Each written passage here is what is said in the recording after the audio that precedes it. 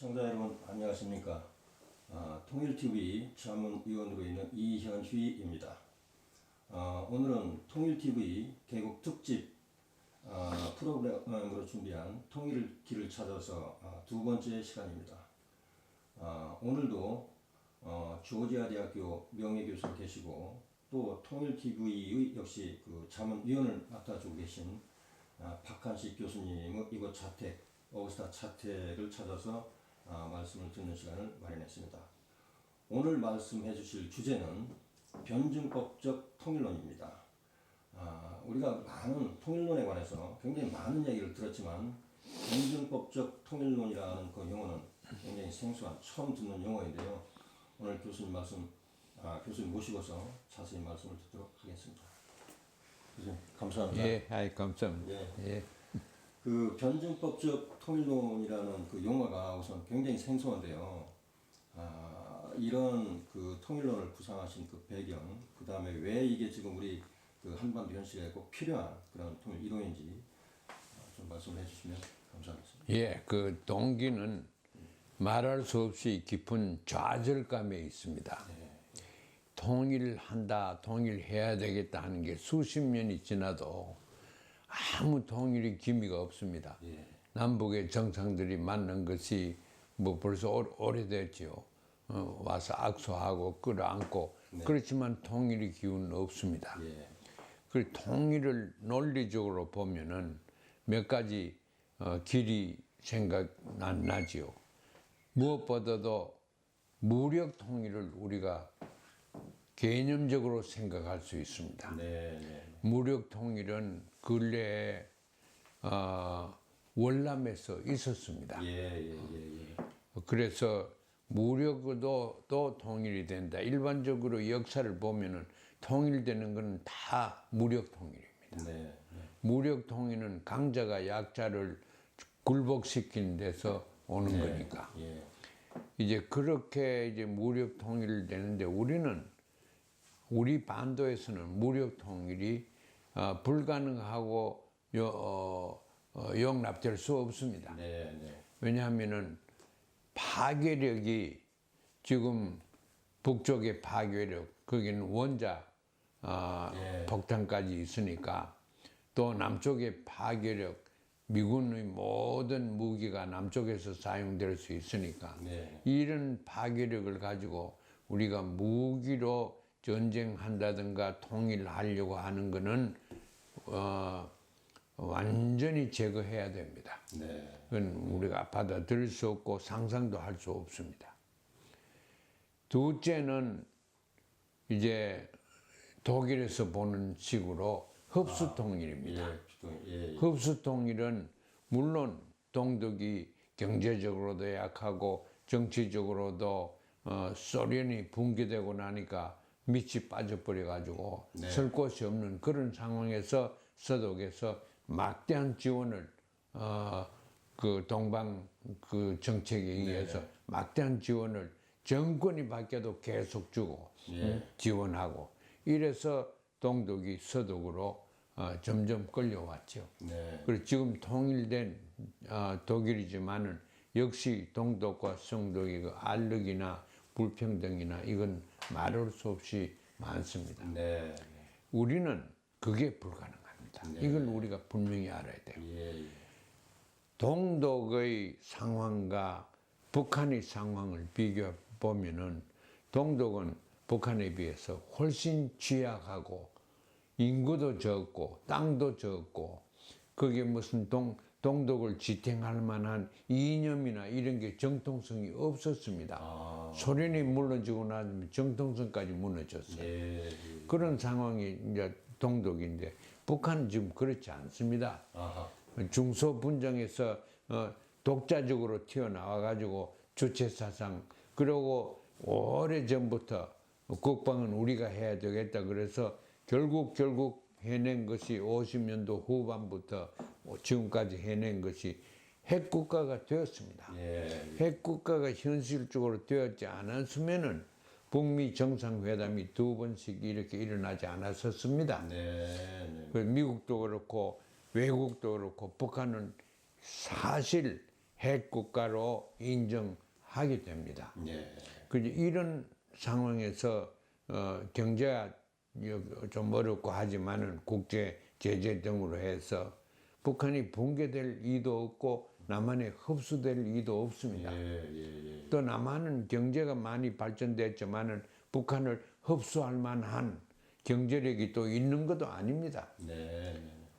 그래서 서독은 그 막강한 경제력과 동독을 흡수할 수 있는 경제적인 능력이 있었습니다. 그런데 남쪽은 그런 능력이 지금 없다고 봅니다. 이런 상황에서 흡수 통일이라는 건 되지도 않을 거고 되어도 큰 소란이 일어납니다. 그래서 흡수 통일이라는 것은 불가능하다.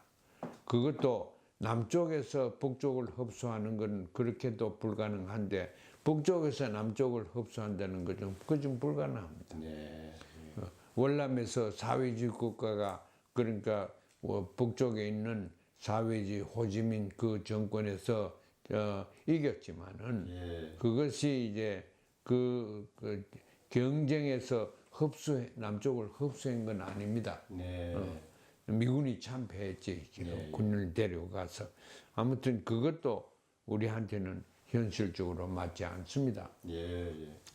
그래서 흡수 통일도 맞지 않고 무료 통일도 불가능하고 그 다음엔 요새 많은 더구나 젊은 층에서 얘기를 하는 것이 통일 불가능, 통일 불가능, 통일이 이제 불가능하다 혹은 바라지 않는다. 포기론. 통일 포기론. 그래서 우리는 분단해도 잘못 살면 되지 않겠느냐. 하지만은 우리가 우리 입장을 이산가족이라고 생각해 보십시다. 그러면은 영원 이산가족 그건 우리가 도덕적으로 인간적으로 용납할 수가 없습니다. 그리고 남북이 같은 언어와 같은 민족과 같은 문화와 전통을 가졌는데 계속 떨어져 살아서 좋을 것이 없습니다.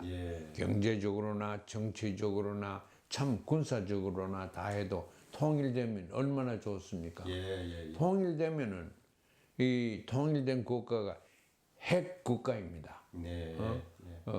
그래서 저는 조금 이상한 얘기인가 몰라도 남쪽에 문재인 대통령이 비핵화하라고 자꾸 그러는데 그게 이제 남쪽 말 듣고 비핵화할 사람들도 아니고 비핵화가 우리가 전체적으로 역사적으로 봐서 어떠한 위치에 있는지 민족의 이익에 손해에 얼마나 어떤 의미를 가지고 있는지 이걸 분명히 연구를 많이 해야 됩니다. 그래서 이제 통일이 평화적으로는 절대 안 된다. 군사적으로도 할 수 없다. 그럼 통일 안 된다는 말인데 안 되는 것도 받아들일 수 없다. 지금 이렇게 되지 않습니까? 그런데 통일을 하려고 하니까 남과 북이 이질성이 너무 깊습니다. 너무 깊은 이유가 이제 분단의 외세에 의해서 2차 대전 이후에 되고 나서 금방 다친 것이 우리나라 전쟁 아닙니까? 1950년, 53년 동안 전쟁 제가 체험을 했습니다. 매일 폭탄 내려오는 걸 보면서 이제 그러한 상황에서 남과 북이 서로 이질성을 발전시키고 서로 말하자면 악마화시키는 게 극단으로 올라갔습니다. 거기에서 외세까지 합세를 해가지고 소련과 미국의 체제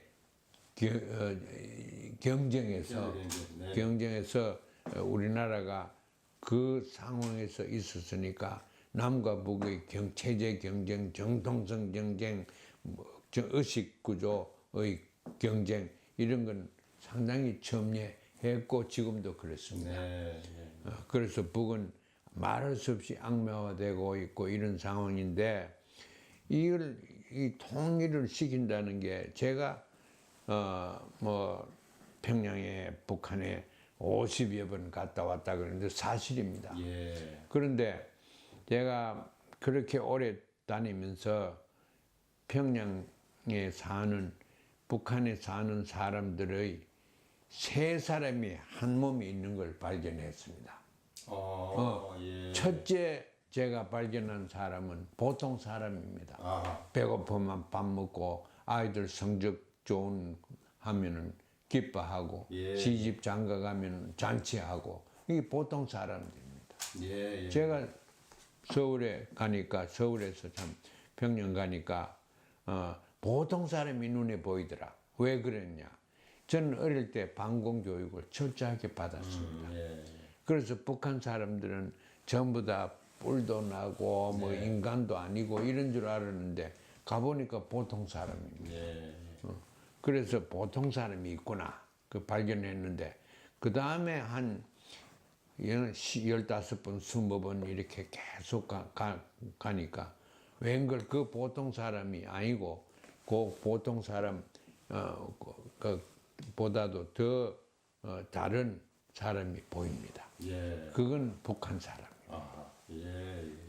보통 사람이 보이더니 이제는 북한 사람이 보이더라. 예. 그 북한 사람이 뭐냐? 남쪽하고는 이질한 사람이다. 질이 다른 사람이다. 예. 그렇게 봤습니다. 예. 그래서 그 다음에 셋째 가니까 이제 이질적인 사람 또 사라지고 야 여기는 우리 민족이 사는구나 이런 생각을 들었습니다. 보통 사람에서 이질적인 북한 사람에서 우리 민족 같은 사람이 살구나. 이걸 북한에 50번 이상 갔다 오면서 느껴서 제가 가지고 있는 북한에 대한 개념입니다. 아, 예. 그래 우리한테 중요한 것은 보통 사람은 다 아는 거고 이질성인데 이질성이 수십 년 동안 정치적으로 국제적으로 특별한 상황에서 이질성이 조성되었습니다. 북한 사람하고 남한 사람, 북한 제도하고 북한 체제하고 남한 체제 이 차이가 엄청나게 큽니다. 네. 그 차이가 한 5가지 있습니다. 아, 예. 첫째, 북한 사람은 단체 위주의 생활입니다. 그게 정당이 됐든지 가정이 되었든지 학교가 되었든지 국가가 되 단체입니다. 네. 개인주의가 아닙니다. 예. 남쪽은 철저하게 개인주의입니다. 예. 그리고 개인주의와 단체주의가 지금 대결되어 있는 것이 남북의 체제의 이질성입니다. 네. 그 다음에 둘째로 북한은 놀란 만큼 민족주의 의식을 가지고 있습니다. 예. 미국하고도 경쟁할 때 항상 민족을 앞세우고 하는 그런 민족을 중요하게 생각합니다. 남쪽 사람들은 민족이 아니고 세계를 항상 겨냥해서 세계 시장을 봅니다. 그 시장을 보면은 돈인데 돈은 이념의 차이가 없습니다. 많은 게 더 좋지. 어디로 돈이 왔든지 간에. 그래서 가장 실질적이면서 물질적이면서 그런데 북한은 이제 그 나무가 이질성이 그런 데서 나타나는 거죠. 그러고 저 북한은 모든 것이 공유입니다. 사유재산이요. 그걸 우리가 알아야 됩니다. 사유재산이 없습니다. 그게 집들, 아파트 다 있는데 그거 전부 공유입니다. 돈 주고 그걸 사는 게 아닙니다. 물론 살 수는 있죠. 우리 세값도 내야 되니까, 뭘 내야 되니까. 그러나 그 땅 문서가 있어가지고 그게 개인이 소유하고 그런 사회가 아닙니다. 모든 것이 공유입니다. 모든 것이 공유이기 때문에 모든 사람들이 갈라 먹어야 하는 그런 곳입니다. 그리고 남쪽은 사유지요. 사유재산이고 전부 다 사유재산 가지고 등급을 매기고 엄청난 차이가 있습니다. 공유, 사유. 그리고 북과 남의 하나의 또 어느 중요한 차이는 북한은 사회주의입니다.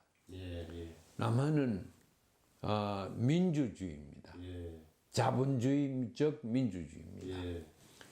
사회주의는 그 핵심이 어디 있냐면 역사적으로 사회주의의 핵심은 평등에 있습니다. 아, 예. 평등을 구가하는 것이 역대로 봐서 역사적 어디를 보든지 그게 사회주의입니다. 네. 자유를 추구하는 것이 민주주의입니다. 네. 그 남쪽은 민주주의고 자유를 구가하고 북쪽은 사회주의, 평등을 구가하는 거예요. 이게 엄청난 차이가 있습니다. 네. 인류가 만들어낸 큰 두 가지가 네. 이 서로 이 만나지 못하는 가지가 평등과 자유인데 이것이 동시에 우리 반도에 있습니다. 이걸 우리가 생각하면은 통일이라는 게 어렵구나 하는 생각이 듭니다. 네. 네. 그래서 이와 같은 여러 가지 차이점을 우리가 어떻게 극복하겠냐. 네. 제가 극복이라는 말을 특히 조심해서 씁니다. 네. 이 이질성을 지금까지 극복하려고 하는 게 아니고 배제하려고 했습니다. 서로 남은 북은 남을 배제하려고. 왜냐하면 편하지 않으니까. 예. 그런데 이것을 이제 그 하나가 우세해가지고 다른 것을 그 점령하고 다른 것을 억누르는 그러한 때는 지났습니다. 예. 그렇게 하다가는 흡수통일 비슷하게 되는데 그 불가능합니다. 그러면 그 역사적으로 2000년 6월 15일 일어난 역사적인 우리 민족사나 세계적으로 중요한 것이 6.15입니다. 네. 그 6.15에서 1항은 우리 민족끼리 하자, 2항을 딱 찾았는데 우리가 체제와 이념과 모든 것이 다르더라도 우리가 서로 수용하고 같이 하자. 이게 있습니다. 그게 얼마나 엄청나게 중요한 것입니다. 그래서 그 통일이라는 것은 이질성을 무시하고 이질성을 배제하는 것이 통일이 아닙니다. 이질성을 수용하고 이질성을 이해해서 서로 상호 이해를 높이는 것이 통일입니다. 통일이라는 건, 평화적인 통일이라는 것은 이질과 이질을 가지고 동질, 말 조화된 동질을 만들어야 합니다. 집단과 단체가, 집단과 개인이 어떻게 조화되느냐. 이론적으로도 있고 현실적으로도 있습니다. 집단을 떠나서는 개인이 없고 개인을 떠나서는 집단이 형성 안 됩니다. 이와 같은 역설적인 진리랄까 이것을 꿰뚫고 우리가 알아내야 됩니다. 자유와 평등도 마찬가지입니다. 평등 없으면 자유가 의미가 없고 자유가 없으면 평등의 의미가 없습니다. 이거에서 서로 상반된 가치관들이 서로 보완관계에 있다 하는 걸 우리가 철저하게 교육으로 경험으로 느껴야 합니다. 그게 통일교육입니다. 통일교육은 다른 게 아니고 우리가 이질하다는 것을 서로 이해를 하는 게 중요해요. 동질성을 만들려고 밀고 가지 말고 이질성을 수용해야 된다. 그래서 제가 이제 그 변정법적이라는 거는 이제 조금 이따 더 말씀드리겠습니다만은 이 변정법적이라는 건 단순한 논리가 아닙니다. 하나와 하나를 합하면은 둘이다. 이건 단순한 논리입니다. 변정법의 논리는 하나와 하나를 합하면은 하나입니다. 하나입니다. 그게 이제 수학적으로도 논리에 맞지 않지요. 그 변정법적이라는 궤변 같지만 또 진리입니다. 하나와 하나가 합하면 하나다. 또 다른 하나가 되는 거지요. 조화라는 게 그렇지 않습니까? 음악도 무슨 바리톤하고 테너하고 같이 합창을 부르면은 이게 멀리서 들으면 한 음정이 나옵니다. 그게 조화되는 거죠. 그러니까 이제 하나와 하나가 합해서 더 큰 하나가 되는 것이 평화고 조화입니다. 통일은 그렇게 되어야 됩니다. 그렇게 되려고 하면 상호 부인하고 부정하고 멸시하고 저주하고 악마화시키고 이런 데서 통일이 되는 것이 아닙니다. 자기의 결점, 자기의 취약점을 인정하고 네. 어떻게 하면 이걸 극복할 수 있겠느냐. 이 변정법이라는 것이 그런 상호 보완적인 세계관을 가지는 것이 변정법인데 우리나라는 자고로 알고 모르게 음양사상이라는 걸 사람들이 많이 얘기합니다. 제가 그걸 좀 학문적으로 들여다보니까 변정법의 세계관과 똑같아요. 음은 양이 없으면 음이 없고 양은 음이 없으면 양이 있는 것도 의식도 못합니다. 이 그늘과 그 그늘과 햇빛에서 우리가 보는 것처럼 그것이 변정법적인 세계관입니다.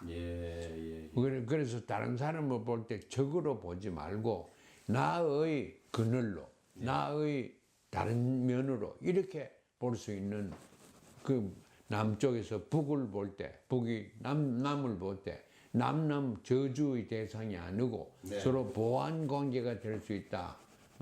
북을 잘 알고 또 북하고 같이 우리 교류하고 같은 행동을 같이 하면서 내가 좋아질 수 있다. 하모니에 들어갈 수 있다. 이러한 생각을 가지도록 우리가 인생관을 달리해야 되고 교육을 그렇게 시행해야 되는데 그게 통일교육입니다. 통일교육. 변정법의 그 진리를 가르치는 겁니다. 그렇게 하면은 이 남은 북과 사이에서 하나는 정이고 하나는 반입니다. 하나인 남과 북은 정반이고 반정입니다. 정반에서 합이 나옵니다.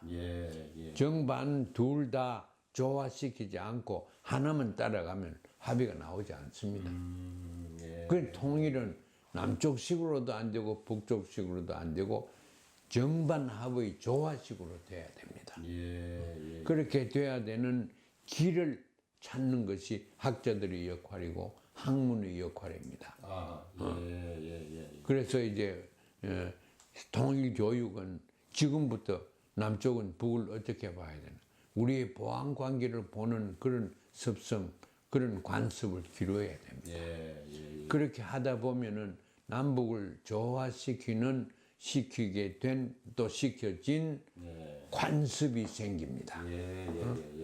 그게 어떻게 구체적으로 생길 줄 몰라도 관습이 생깁니다. 그래서 남과 북의 차이점을 조화시키는 과정에서 우리가 우리 민족의 관습, 우리 민족의 정체를 알 수가 있습니다. 그러면서 이제 우린 이질성은 그렇게 우리가 성화를 시키도 또 자기 모순을 발견하는 게 제일 중요합니다. 그래서 남은 남대로 발전 많이 되고 됐지만 모순이 우리가 가지고 있는 취약점이 뭐냐, 모순이 뭐냐 이걸 남쪽 학자들, 남쪽의 국민들, 지성인들 열심히 질문을 하고 찾아내야 됩니다. 제가 해외 동포로서 50년 이상 외국에 살면서 느낀 게 있는데 대한민국에 대해서 상당한 근지를 가집니다. 그러나 이 취약점이 뭐냐 찾아보니까 최근에 찾아보니까 빈부 차이가 너무 많아요. 중산층이 없어지는 상황입니다. 그것도 미국을 따라가서 그래요. 미국의 중산층이 지금 거진 없어졌습니다. 그 중산층이 이제 고갈되는 그러한 것이 남쪽의 취약점입니다. 그런 중산층이 아니고 있는 사람과 없는 사람이 대결하는 것도 아닙니다. 같이 살아야 되는데 그건 계급이 생깁니다. 그러고 멸시하고 저주하고 아주 그 열등 인간으로 생각을 하게 되죠. 제가 모르는 단어를 제가 서울 와서 처음 듣고 배웠습니다. 갑질이라는 말을 제가 봤는데 들었는데 그게 큰 일입니다. 부가 잘못 분배되어 있는 것도 문제인데 거기에서 의식구조, 문화적인 요소가 거기에서 개발이 돼서 갑질 같은 게 나오게 되면 그거는 안 됩니다. 그걸 우리가 예방을 해야 되고 그걸 이 중단을 시켜야 됩니다. 그게 남쪽의 통일을 위해서, 변정법적인 통일을 위해서, 또 너무 지나치게 외세, 구체적으로는 미국에 의존하는 이건 잘못됐습니다. 제가 학자들도 보면은 제가 미국에서 대학 교수를 50년 가까이 해서 잘 압니다. 저한테 배운 학자들도 한국에 많이 나와서 활동하는 학자들도 있는데 미국 학문이 잘 된 게 아닙니다. 아주 잘못된 학문적인 걸 배워와 가지고는 미국에서 학위 땄다고 여기 다른 사람을 저주를 하든가 무시한다든가 이렇게 하는 경향이 혹 보이는데 그건 안 됩니다. 우리가 미국이나 외세, 더구나 지금은 미국에 너무 과대 의존되어 있고 경제적인 군사적인 말할 것도 없죠. 그것보다 더 중요한 건 의식적인 의존이 되어 있습니다. 이걸 우리가 바로잡아야 나가요. 그게 남쪽에서 할 일입니다. 북쪽에 자기 내재적인 취약점은 어디냐? 지금 외부에서 압력도 많이 있어서 그렇긴 하겠지만은 경제적으로 지금 굉장히 어렵습니다. 그래서 경제 성장을 함으로써 국민들의 욕구를, 기본 욕구를 충족시킬 수 있는 그런 체제로 나가야 됩니다. 그렇기 위해서 서로 돕고 서로 격려하고 이렇게 해야 됩니다. 이제 북쪽은 경제 부만 좀 어떻게 살아나면은 상당히 일하기가 쉽습니다. 남쪽은 굉장히 복잡합니다. 남쪽의 자체의 모순을 극복하기 위해서. 그러나 그런 것을 극복하기 위해서 우리가 교육도 하고 사회 정책도, 정치적인 정책도 나오고 다 모든 것이 그게 돼서 우리가 좀 더 나은 사회를, 나은 체제를 만들자 하는 그런 방향으로 나가야 되고 그것이 통일을 향하는 길입니다. 통일은 앉아 있다가 무슨 통일되고 나서 하는 게 아닙니다. 통일을 위해서 하나하나 하는 일이 다 통일 정책이고 통일 생활입니다. 그렇게 해서 이제 변정법적인 통일론을 만드는데 그 이질성은 그렇게 극복하고. 그래 저 얘기가 난 김에 제가 이 동질성 북한을 한 30여 회 가니까 이제 이질성이 보이더라. 그랬죠? 동질성이 보입니다. 그러니까 동질성은 말 5마디를 여기서도 듣고 저기서도 들은 것 가지고 이론화시켰습니다. 첫째 말은 남쪽이나 북쪽이나 옛날이나 지금이나 우리나라 사람이 하는 말이 있습니다.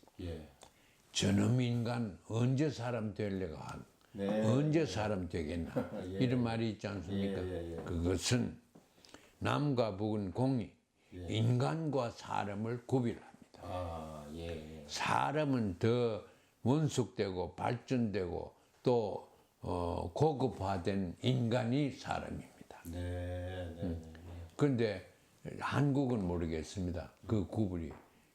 북한에서 그 구분이 분명합니다. 한국도 그렇습니다. 한국도 마찬가지입니다. 그게 이제 그걸 우리가 견지하는 것이 매우 중요합니다. 뭐 예의 도덕을 바르게 한다든가 효도를 한다든가 자기 개인적으로 살려고 하지 않고 집단과 사회를 위해서 자기가 희생을 한다든가 그건 다 사람들이 하는 일이죠. 그러니까 사람과 인간을 구별하는. 북한에서는 사람이 아이가 나면은 생명체가 나오는데 그 생물학적인 생명체가 아이가 자라고 교육을 받고 하면은 북한 말로 주체사상의 말입니다. 정치 사회적 생명체가 됩니다. 생물학적인 생명체가 서서히 교육받고 자라고 성숙되어가 정치 사회적 생명체는 예. 개인을 위해서 존재하는 게 아닙니다. 남을 위해서, 민족을 위해서, 국가를 위해서, 정당을 위해서 존재하는 것입니다. 사회를 위해서. 예, 예, 예. 그런 의미에서 이제 좀 더 정확하게 사람을 정의를 북한에서는 적어도 주체 사상의 범주하에서는 그렇게 생각합니다. 예, 예. 그래서 그런 것도 우리가 서로 대화를 하고 알아내고 하면은 이 사람과 인간은 구별을 다 알거든. 예. 그 다음에 둘째 제가 남과 북에서 공히 들을 수 있는 얘기는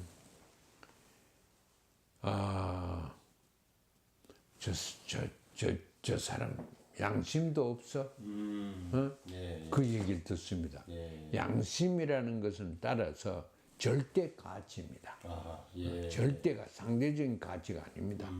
그럼 양심이 뭐냐?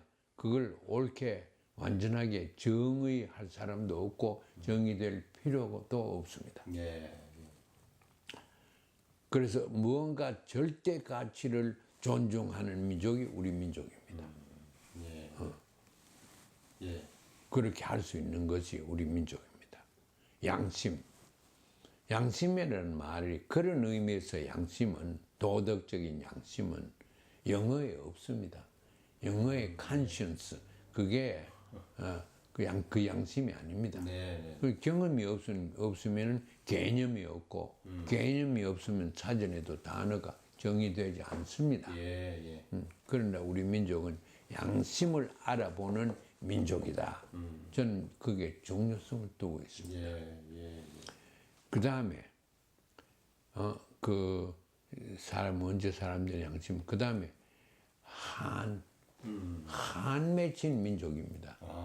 한 맺힌 민족인데 한이 어디에서 적나라하게 나타난 저도 경험을 많이 했는데 이산가족에서 나타났어요. 예. 이산가족에서 한이라는 개념이 나타나는 것이 같이 살아 정을 주고받거니 해서 같이 살아야 되는 가족들이 불가항력이어서 헤어져 가지고 살고 또 죽어야 되면은 한이 생깁니다. 예. 한은 풀지 않으면 안 풀립니다. 예. 그 이산가족 얘기가 예. 나와서 제가 생각나는 건데 제가 미국에서 이산가족 협회를 만들어서 1980년대 초에 만주에 가서 제가 만주 출신이니까 거기에 있는 이산가족을 많이 찾아줬습니다. 예. KBS 반영도회가 이산가족이 나타나고 이런데 거기에서 제가 또 두 가지만 간단한 걸 말씀드려요. 예. 한 번은 연세가 많은 한 90은 넘었을 거예요. 네. 노인이 아주 콜콜한 감기가 들려가지고 내일 모레 돌아가실 형편이에요. 그래서 제가 카메라를 들고 가서 아이 성함이 어떻게 고향이 어디입니까? 누굴 찾습니까? 예. 하니까 이 할아버지가 저희 아버지를 찾습니다. 이러잖아요. 90. 그럼 네. 그래서 아버님 죄송합니다만은 세상 뜨셨을 건데 그거하고 관계없다고 그 무덤이라도 좀 가서 무덤 앞에 좀 무덤이라도 끌고 가지고 내 한을 풀어야 되겠다. 한을 풀어야 되겠다. 그 말은 귀에 딱 들어옵니다. 그런 거예요. 이제 우리는 한을 아는 민족. 한이 경험하나 이런 과 같은 경험과 여기에 대한 통찰력이 없으면 한이 뭔지 모릅니다. 그러고 때 하나는 제가 이런 식으로 저런 식으로 해가지고 보니까 그 할머니 한 분이 자기 남편하고 결혼하자마자 헤어져 버렸어요.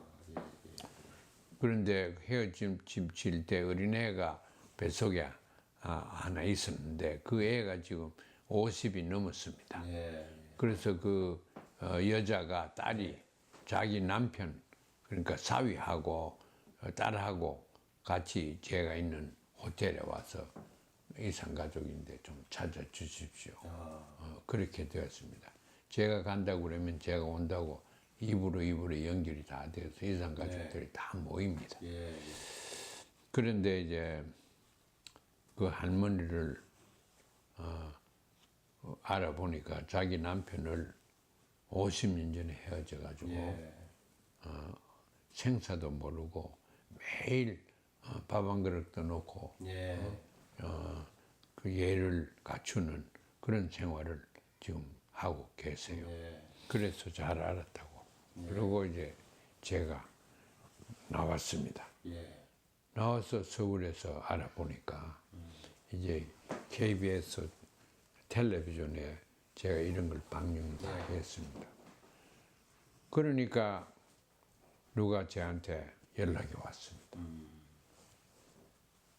이 사람 남편이 예. 미국에 있는 제 연구소에 전화가 왔습니다. 아하. 어디에서? 카나다에서. 예. 그 사람은 내려가가지고 결혼해가지고 아이들을 뭐 몇이나 있고 대학 교수였어요. 그러다가 대학 교수를 그만두고 카나다에 이민이 왔습니다. 예. 그래서 저한테 전화를 KBS에서 얘기를 들었는데 내가 그 남편입니다. 아하. 내가 그 남편인데 정말 어떻게 해야 될지 모르겠다. 자기는 단란하게 새 부인과 가정을 가지고 살고 카나다에 와서 살고 있는데 예. 예. 내가 지금 옛날 부인을 찾아야 될지 그래서 제가 물론 찾아야죠. 그러니까 이제 그분 고민이 들었어요. 예. 근데 제가 한국 만주에 다시 가서 예. 그분을 만났습니다. 예. 그분을 찾으니까 이제 그분 그대로 있어요. 그래서 내가 아유 기적적으로 당신 그 남편을 연락을 취하게 됐다. 통화도 했다. 예. 카나다에 계시더라. 예. 예. 그러고 나서 그 영감한테 저 할머니한테는 그것만 얘기해주고 예. 그 사위한테 제가 자꾸 나와가지고 아하. 사실은 재혼을 해가 지금 단란한 가정을 가지고 있는데 예. 너네한테 묻더라 어떻게 할까? 예. 그러니까 이제 자기도 잘 모르겠다고 그래 알아서 하라고. 그러니까 할머니가 아셔야지요. 그런데 나도 그렇게 생각한다고. 예. 그 다음 해에 여름 방마다 카메라를 메고 갑니다. 그 다음 해에 가니까 그 사위가 호텔에 와서 딸하고 와서 엉엉 울면서 어머니가 그 소리 듣고 시금을 전폐하시고 조금 더 살다가 돌아가셨다. 그래서 그 한병에 걸려가지고 한에 이게 극복을 못하고 돌아가신 거예요.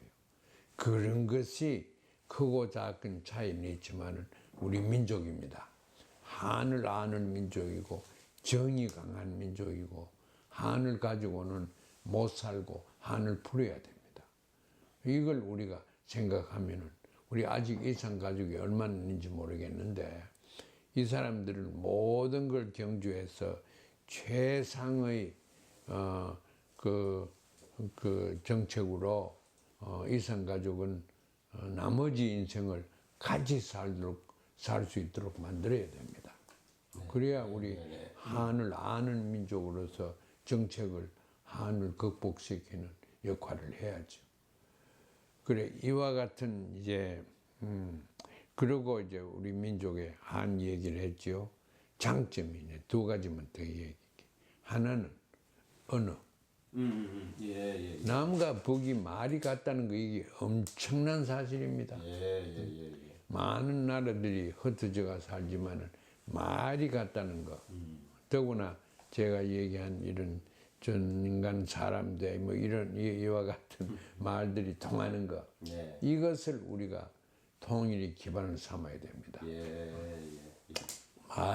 말이 같다는 것은 의식 구조가 같다는 말이고 정서가 같다는 말이고 엄청난 언어학에서 보면은 엄청난 의미를 가지고 있습니다.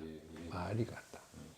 마지막으로 우리 민족은 남과 북을 합하지 않아도 그런데 합한다고 하면은 이 세상에서 찾을 수 없는 경험의 민족입니다. 이렇게 다양한 경험을 가진 민족이 없습니다. 정치적으로, 이념적으로, 도덕적으로, 문화적으로 이렇게 다양한 경험을 가진 없습니다. 네.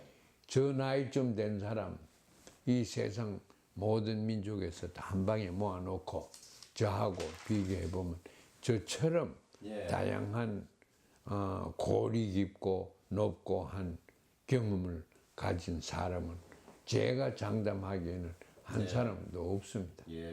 이것이 우리 민족의 긍지다, 자랑이다. 경험을 다 이겨내고 지금까지 살아왔는데 그 한 사람 한 사람 또 민족 전체의 경험을 우리는 교육을 시키고 아이들한테 우리 민족의 긍지를 이런 데서 찾도록 해야 된다. 그 뭐 돈 좀 버리고 뭐 이념적으로 앞서고 뭐 이래가지고 무기가 되고 여기서 민족의 긍지를 찾을 수 없습니다. 우리 민족의 공통점인 이런 가지 문화적인 의식, 이런 관습의 성격 이런 것과 궁극적으로는 경험이 많은 이런 민족이라. 그래서 이제 자부를 해야 됩니다. 그것이 이제 우리 그런 식으로 우리가 통일을 한다고 하면은 통일이 됩니다. 통일이 되고 또 그렇게 통일된 것을 이 세상에 보여주면은 다른 나라, 다른 민족들도 통일의 길을 제가끔 찾을 수가 있습니다. 그리고 우리는 이제 우리 민족은 이런 경험을 많이 했기 때문에 인류가 범한 죄과를 너무 잘 압니다. 환경 문제. 우리는 연방 정부가 있는 곳에는 적어도 환경적으로 봐서 이상적인 커뮤니티를 촌을 만들어야 합니다.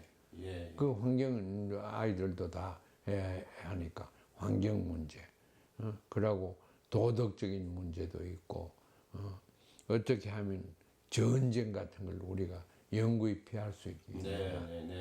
우리가 안보에 위주를 하니까 안보라는 것은 상하 경쟁인데 군비 경쟁인데 그걸 경쟁에서 이제 빠져나와서 좀 평화적인 그런 세계에서 평화 운동을 안보 패러다임에서 평화 패러다임으로 우리가 옮겨져야 됩니다.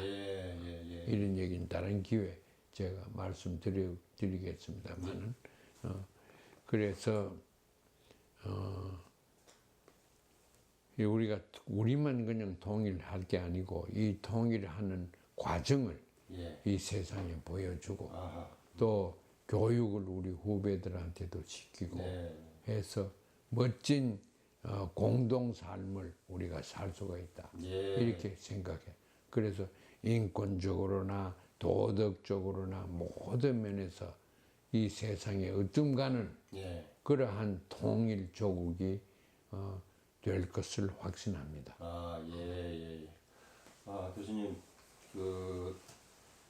장시간 변증법적 통일론에 관해서 말씀을 해주셨는데, 전 굉장히 흥미 있게 또 이제 집중해서 이렇게 듣게 됐습니다. 왜냐하면 제가 그동안 국제 정치학을 공부를 하면서 교수님 지금 방금 말씀해주신 이러한 시각에서 통일 문제를 접근하는 그러한 사례는 단 한 번도 접한 적이 없습니다. 그래서 굉장히 인상적이었고요. 앞으로 저도 이 분야 관심을 가지고 좀 더 이제 공부를 해보고 싶은 이제 그런 의욕이 생기는데 교수님 말씀을 들으면서 이제 제일 먼저 떠올랐던 거는 뭐 질문이기도 하고 또 의견이기도 한데요. 제가 받은 인상은 그 변증법적 통일론을 관통하는 그 어떤 정신이라고 할까. 이거는 철저하게 우리 한반도의 문제, 우리 남한과 북한, 우리들의 그 문제에 철저하게 이제 주목하고 그 문제를 가장 최선으로 이렇게 해결할 수 있는 그 방안으로 이렇게 모색을 하신 것 같아요. 그러니까는 왜 상식적으로 생각하면 어떤 질병이 걸리면은 그 질병을 정확히 진단하고 그 다음에 처방책을 내놔야 하지 않습니까? 예, 예. 근데 교수님께서 아까 남한과 북한의 어떤 이질성과 동질성 이걸 5가지씩 이렇게 정리를 해주셨는데 제가 생각할 때는 그게 지금 우리 한반도 특히 이제 통일 문제와 관련해 가지고 우리 한반도에서 안고 있는 우리 어떤 그 문제라고 생각합니다. 그래서 철저하게 그런 문제를 진단을 해 보니까 이걸 단순히 통합하는 식으로는 안 되고 그래서 이제 변증법적 논리를 이제 말씀하시면서 서로 인정하면서 이제 공존하는 이런 방안을 말씀해 주셨는데요. 근데 이제 왜 이제 그 부분이 제가 이제 인상적이었냐면은 지금 현재 남한에서 통일 문제를 이야기하게 되면 사람들은 거의 대부분 독일 통일을 이야기를 하게 됩니다. 예. 그래서 일종의 제 생각은 한반도 통일 문제에 관해 가지고 독일 통일이 하나의 그 패러다임처럼 이렇게 정립이 되어 있을 정도로 통일 이야기하면은 거의 모두가 독일을 주목하게 되고 독일을 이야기하게 되고 그리고 우리도 마치 독일과 유사한 방식으로 통일을 준비를 해야 된다 이런 식의 이제 생각을 가진 경우가 많고 저도 그런 생각을 가지고 있습니다.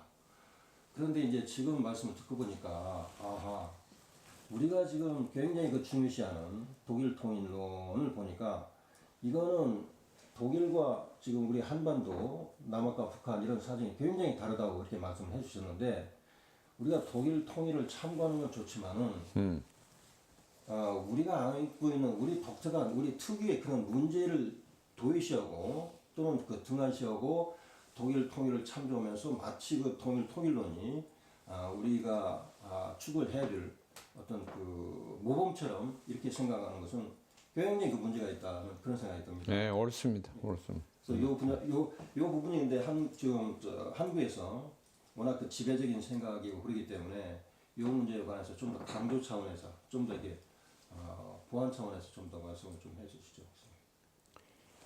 역사는 반복되지 않습니다. 예. 그걸 우리가 독일에서 통일이 일어났다고 그런 식으로 꼭 같은 방법으로 우리도 일어날 수 있다. 이렇게 생각하는 것은 역사를 반복시키려고 하는데 역사는 매 시기마다 환경에 따라서 그 시대의 맥락의 산물입니다. 독일이 2차 대전 이후에 2차 대전 중에 가지고 있던 독일의 그 민족과 경제와 정치와 이런 걸 다 고려해서 독일 통일은 소위 흡수 통일이라는 것은 독일식 산물입니다. 그것이 인류 역사 어디에도 적용되어서 그대로 일어나는 건 기대할 수 없습니다. 동독과 서독은 그렇게 차이가 없었습니다. 문화적으로, 의식적으로, 경제적으로는 조금 차이가 있지만 그 차이는 지금 한반도에 일어나는 그 차이에 비교할 수 없습니다.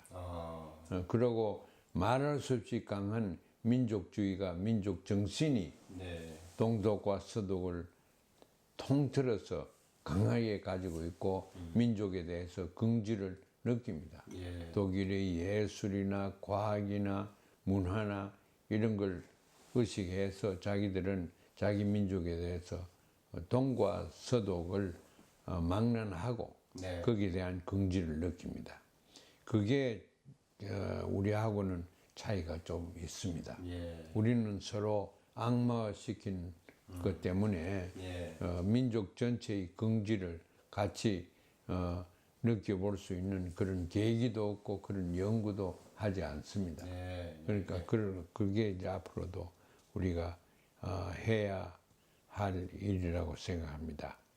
그런데 우리나라는 왜 제가 변증법적 말을 넣느냐면은 남과 북은 일의 차이가 있어서 정과 반의 관계다. 그런데 동독과 서독은 그런 관계가 아닙니다. 서독은 큰 부자인 독일 국가고 동독은 적고 가난한 독일 국가였습니다. 우리는 남과 북은 아주 다릅니다. 이념적으로, 문화적으로, 의식적으로, 체질적으로, 삶의 모습이 다 다릅니다. 예. 그러니까 그렇기 때문에 우리는 상대방 다른 거를 인정하고 그거를 초월하고 또 자기 반성해서 그거를 극복하는 예. 이런 차원에서 하나가 돼야지 하나를 죽이고 이래서 하나가 되어서는 안 됩니다. 될 수도 없고. 예. 예. 그래서 어떻게 보면 역설적이지만은 우리 민족이 이렇게 형격한 차이를 가지고 이질성을 가지고 있다 네. 하는 것을 그 자체를 우리의 불행으로 생각하면 안 됩니다. 예. 1차원적으로 생각하면 불행이죠. 네. 안보적으로 생각하면 불행이죠. 군사 경쟁을 자꾸 해야 되니까. 예. 그러나 우리가 조금 더 관념적으로 철학적으로 변정법적인 관계로 생각을 하면은 오히려 네. 이렇게 큰 이질성이 있는 것이 동질화될 수 있는 가능성이 더 크기 때문에 네. 다행으로 생각해야 됩니다. 아, 예. 그리고 우리 분단을 우리가 오히려 다행으로 생각할 만큼 긍정적으로 보자 이거예요. 예. 부정해봐야 있는 현실이 날아가는 건 아닙니다. 네. 교수님, 독일 통일론과 그 한국 통일론의 어떤 그 차이점 말씀해 주신 거 잘 들었습니다. 그것과 관련해서 한 가지만 더 좀 여쭤보고 싶은 그 의견이 있습니다. 그러니까 질문이라고 할까. 교수님께서 이제 변증법적 통일론 말씀을 하실 때 그 앞부분에서 왜 변증법적 통일론을 구상하시게 되었는지 여쭤보니까 그 좌절에서 시작이 됐다 이렇게 말씀을 해주셨습니다. 기존 여러 가지 통일론들이 있는데 기존 통일론에 대한 어떤 좌절이라고 할까. 그다음에 그 어떤 통일론도 지금까지 그 실현이 되고 있지 않고 이런 현실을 보면서 깊이 이제 좌절하시면서 변증법적 통일론을 구상하셨다고 그랬습니다. 근데 그 기존 통일론 중에 하나로 그러니까 무력 통일론을 말씀해 주셨는데요. 그런데 제가 생각을 해보니까 우리 한국 전쟁도 체험해서 한국 전쟁을 체험했고 또 그거에 대한 어떤 그 기억 또는 트라우마 뭐 이런 것 때문이라고 생각하는데 지금 우리 한국에서 그 북한을 바라보는 그 시각 또는 어떤 인식 중에 그 무력 통일론 그 인식이 굉장히 그 강한 편입니다. 그러니까 북한은 한국 전쟁 때처럼 지금 현재 북한이 가지고 있는 뭐 핵무기랄지 막강한 무력을 가지고서 언제든지 남한을 침략할 수 있는 무력으로 정복할 수 있는 그런 그 의지를 가지고 있다라고는 신념이 굉장히 강한 그런 편입니다. 근데 그래서 그 북한에서 남한을 그 무력 통일하는 것이 현실적으로 불가능하다. 이 부분에 대해서 좀 구체적으로 말씀 좀 해주시겠습니까? 그러니까 사람 다 죽이고 없고 나서 통일이 돼가지고 정부 하나 만드는 건 가능하죠. 예. 그런데 그거 우리가 용납할 수 있느냐 하는 문제입니다. 예. 지금 무기의 파괴력을 쌍방을 두고 보더라도 전쟁이 일어나면은 북쪽 인구는 한 20-30% 날아가고 남한 인구는 90% 날아갑니다. 그래도 통일을 해야 되겠냐? 안 물어보세요. 그래도 통일을 해야 되겠다는 사람은 없을 거예요. 무력 통일은 배제하는데 흡수 통일이라 북에서 남을 흡수하는 가능성 이론적으로 생각을 해야죠. 남만 북에 흡수되는 건 아니고 물론 동독이 서독을 흡수할 가능성도 없었고 그럴 예가 없지만은 이제 북은 예를 들어서 이념적으로 더 민족주의 사상을 가지고 그 평등 의식을 가지고 남쪽의 여러 가지 사회적인 문제점을 북에서 해소시킬 수 있다. 그래서 북에서 노동당이 오히려 더 선거를 하면은 더 득세를 하는 그런 시나리오도 생각을 한다면 그리고 선거제도 이런 게 안 들어옵니다. 대통령 중심제도 안 들어오고 그거는 이제 이 통일을 만드는 사람들이 그런 의논을 해야 되는데 그거 할 것 같으면 벌써 뭐 몇십 분 했지요. 안 합니다. 안 합니다.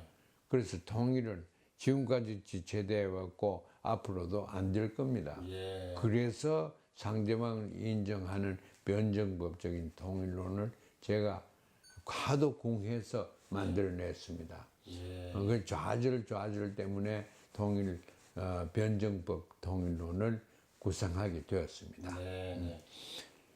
그러면은 이제 북이 남을 흡수하는 가능성은 상당히 어렵습니다. 네. 남쪽 같은 경제 사정에 개인주의에 그래서 한 사람 한 사람 설득시키가 북쪽의 정책을 옹호하는 그런 상황은 아주 그저 만화에 나오는 시나리오는 몰라도 실질적으로 정치 사회에서 불가합니다. 남쪽 경제나 남쪽 정치 체제가 북쪽에 흡수되는 것은 역사적으로 현실적으로 불가능합니다. 예.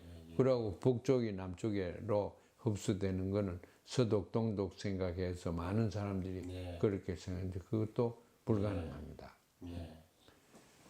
그래서 지금까지 이제 흡수 통일을 하면은 독일식으로 가능하다. 남쪽의 분들이 많은 사람들이 그렇게 생각하는데 네. 그게 저는 불가능하고 또 북에서도 이제 그걸 물론 받아들일 수 없고 또 소위 이제 노무현 대통령 그 전부터 한국에서 만연되어 있는 햇볕 정책, 네. 햇볕 정책을 하면은 경제 원조 이런 걸 하면은 사람들이 소비 생활에 익숙해지고 요새는 뭐 혹자들은 북한에 택시도 많고 그러나 사유화가 안 되어 있다는 걸 우리가 알아야 됩니다.